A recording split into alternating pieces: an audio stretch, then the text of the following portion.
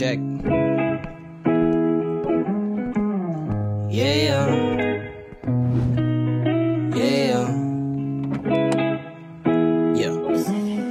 Heto na naman, walang pakialam kung ano ang nangyayari sa paligid. Umaga na naman, anong pakiramdam na walang ibang papasok sa iyo? Isip ko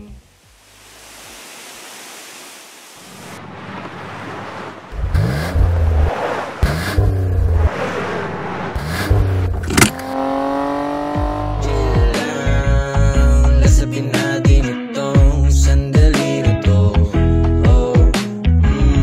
Chill lang, upo ka lang dyan at pagmasdan mo na umikot ang buong mundo. Ay ano ba yan? Ba't ang init naman?